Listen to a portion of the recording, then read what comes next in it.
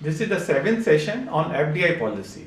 Under the broad stream international trade and commerce, the world is interconnected where goods, services and intellectual property are produced and traded globally.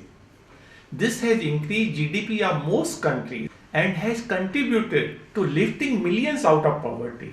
In the fast, dynamic and continuously changing world, almost every country, be it developed or developing, small or large, requires finances so as to facilitate and expedite its socio-economic development.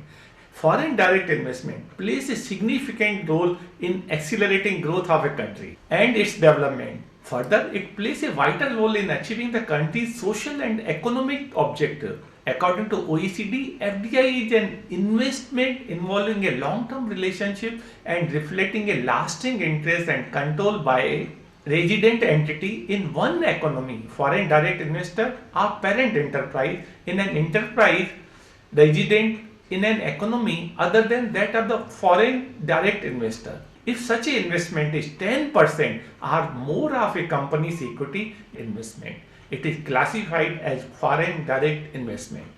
Generally, FDI is a long-term investment and investor has complete control over the company.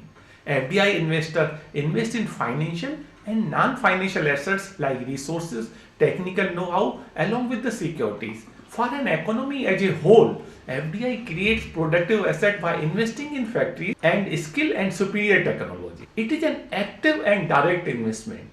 It is a long-term capital investment. It invests in both financial and non-financial assets. It is stable.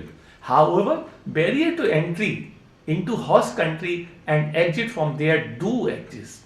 An overseas investor can buy directly into a company involving in manufacturing, infrastructure development, banking, insurance, retail, etc. It is a form of controlling ownership and thus is distinct from foreign portfolio investment by a notion of direct control. FPI refers to investment made in financial assets of an enterprise based in one country by the foreign investor. Objective of FDI, a home country makes FDI in the host country because of one or more of the following reasons: market seeking, resource seeking, efficiency seeking. Type of FDI, broadly there are four types of FDI. One is horizontal FDI. This refers to overseas manufacturing of products and services similar to those the company produces and manufactures in its home market. It is called horizontal because the company duplicates its business activity of its home country in different countries. This type of FDI arises because it is expensive to serve the overseas market by export because of transportation costs or trade limitation and barriers. Example is Apple based in the United States opens stores in India. Similarly, Coke, Pepsi, Samsung expanded internationally by way of horizontal FDI. Conglomerate FDI is one where a company or individual makes a foreign investment in a business that is unrelated to its existing business in its home country. Thus, an conglomerate investment, a business acquires an unrelated business in a foreign country. This is relatively challenging as it requires overcoming two barriers to entry: entering foreign country and entering a new industry or market. Third is vertical FDI. The MNE, that is multinational enterprise, produce intermediate goods either forward or backward in the supply stream. Vertical FDI occurs when firms establish manufacturing facility in multiple countries, each producing a different input to the company's production process. Example, Toyota buying a car distribution in America. Platform FDI, export platform FDI in which the affiliate output is largely sold in the third market rather than in the parent or host market. Here a business expands into another country but output from business is then exported to a third country. Example of this, a three-region model in which there are two identical large high-cost economy and a small low-cost economy. Pure export platform production arises symmetric case when a firm in each of the high-cost economies has a plant at home and plant in the low-cost country south to serve the other high-cost country. An important case arises when there is a trade liberalization between one of the high-cost countries and the small, low-cost country. The outside high-cost country may wish to build a branch plant inside the free trade area due to market size, but uses The low cost method of FDI. There are three main methods of making FDI. Subsidiary or associate company. One way to enter another country's market is through setting up a subsidiary in other country. That would help in getting access to other country market and use its resources. For example, affiliate and subsidiary banks are most popular setup for foreign market entry. Merger or acquisition. Another way to enter a country is by merger. For example, Sun Pharma acquisition of Ranbaxy. The FDI in greenfield investment is made in new upcoming facility. They are the main area of interest for the host nation as it boosts expansion, economy, jobs and technological advances. For example, Walmart opening retail stores in India. There are several advantages and disadvantages of FDI. Main advantages include the following.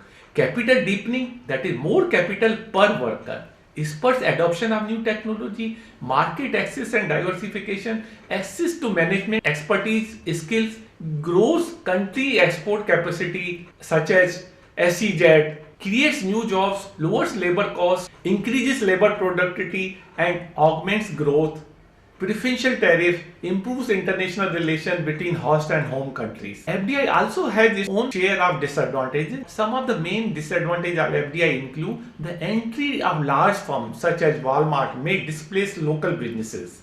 Walmart, just as an example, is often criticized for driving out the local businesses and cannot compete with its lower prices. In case of profit repatriation, the primary concern is that firms may not reinvest profit back into the host country. This leads to large capital outflow from the host country. As a result, many countries have regulation limiting foreign direct investment. FDI policy in India.